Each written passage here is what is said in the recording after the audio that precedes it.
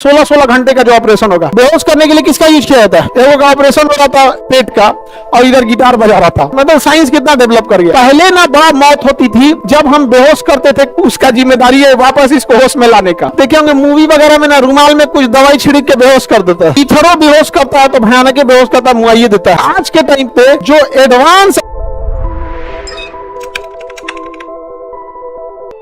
Chloroform बहुत ही highly reactive होता है और ये फोटो सेंसिबल होता है, यानी सूर्य के प्रकाश में आके रिएक्शन कर देता है। इसीलिए क्लोरोफॉर्म को रंगीन बोतल में रखा जाता है। पहले बेहोश करने के लिए क्लोरोफॉर्म का यूज किया जाता था, जिससे ज्यादातर आदमी बेहोश रह जाता था। अब उसके जगह ईथर आया।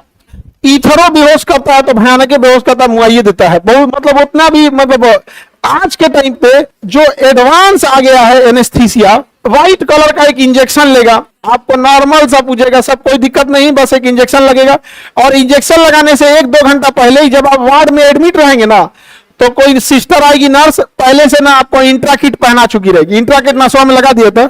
हाँ, अरे कहीं भी एनेस्थीसिया, जनरल एनेस्थीसिया आपको नस में भी दे देगा, नहीं तो रीढ़ की हड्डी में। रीढ़ की हड्डी में देगा तो बेहोश नहीं होंगे लोग। ऑपरेशन रहेगा, कोई टेंशन नहीं है। एक तो एगो का ऑपरेशन हो रहा था पेट का और इधर गिटार बजा रहा था। हाँ, पता नहीं कैसे वो तो दिखा रहा था उसमें। तो साइंस कितना डेवलप कर गया। तो पहले ना बड़ा मौत होती थी जब हम बेहोश करते थे क्लोरोफॉर्म या ईथर से। अभी बहुत कंट्रोल्ड आ गया है। अब जो डॉक्टर होता है ना एनेस्थीसिया का, जब तक ऑपरेशन चल रहा है वो वहां उसका जिम्मेदारी है वापस इसको होश में लाने का। बहुत टफ डिपार्टमेंट होता है उसका, और वो हर चीज कंट्रोल कर लेता है। आप बेहोशे रहेंगे, आप बीपी डाउन होगा तो उसमें एगो दूसरा इंजेक्शन डालेगा, फटाक से बीपी ठीक हो जाएगा। सांस वास लेने में दिक्कत होगा तो अलग हो जाएगा। एक एक ऐसे ऐसे ऑपरेशन होते हैं जो ऑपरेशन जैसे बोन मैरो ट्रांसप्लांट है, तो उसमें ना कई बार बोन मैरो ट्रांसप्लांट में और या फिर उसमें तो कई बार प्लास्टिक सर्जरी भी करना रहता है। 3-4 ऑपरेशन है। जैसे हड्डी यहां से बदलना है तो एक बार तो मांस फाड़ेगा, फिर वहां से बोन मैरो निकालेगा, वो खाली हो जाएगा तो दूसरे जगह से चमड़ा निकाल के वहां चिपकाएगा। कई ऑपरेशन होता है। तो कई ऐसे ऐसे जैसे 16-16 घंटे का जो ऑपरेशन होगा, तो डॉक्टर बीच में खाना खाने चला जाता है। जैसे हड्डी वाला है अपना करके चला गया, अब प्लास्टिक सर्जरी वाले को या उसको कहेगा भाई अब कहीं से आप मांस निकालिए और कहीं चिपकाइए सटाइए जब तक हम खाना वाना खा लेते हैं। बीच में उसको ब्रेक लेना पड़ जाता है। 16 घंटा कैसे डॉक्टर करेंगे भाई, वो भी इंसान है। और वो डॉक्टर लोग को सोचो बड़ी टफ होता है, इसे गर्दन झुकाए उनको स्पाइन में प्रॉब्लम आ जाता है। ऑपरेशन करते करते गर्दन झुका के उनके ही स्पाइन में क्या आ जाता है प्रॉब्लम। ऐसे तो नहीं करेगा ना, इसे मरीज बेचारा निपट जाएगा। तो बेहोश करने के लिए किसका यूज किया जाता है? क्लोरोफॉर्म।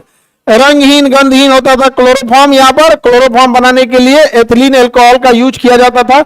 इसे औद्योगिक स्तर पर कार्बन टेट्राक्लोराइड का लोहे के साथ तथा भाप के साथ अपचयन करने पे क्लोरोफॉर्म मिलता है। इससे कोई मतलब नहीं है, बस क्लोरोफॉर्म को सर्जरी के रूप में किया जाता है। बताइए इसे रंगीन प्रकाश से रंगीन बोतल में क्यों रखा जाता है? सूर्य के प्रकाश से क्या करता है? रिएक्शन। सूर्य के प्रकाश से क्या करता है? रिएक्शन का। ईथर का भी यूज क्या है? सेम है। आप देखे होंगे मूवी वगैरह में ना रुमाल में कुछ दवाई छिड़क के बेहोश कर देता है। क्या लगाता था? क्लोरोफॉर्म। रुमाल में इसे छिड़का, क्या कर दिया? बेहोश कर दिया। किडनैप उडैप करने के लिए आप तो वो फिल्म में वैसे किडनैप करता था। बिहार में तो ऐसे ही उठा ले जाता है, चिलेबे ना करेगा था इंसान। समझ में आ गया कि नहीं?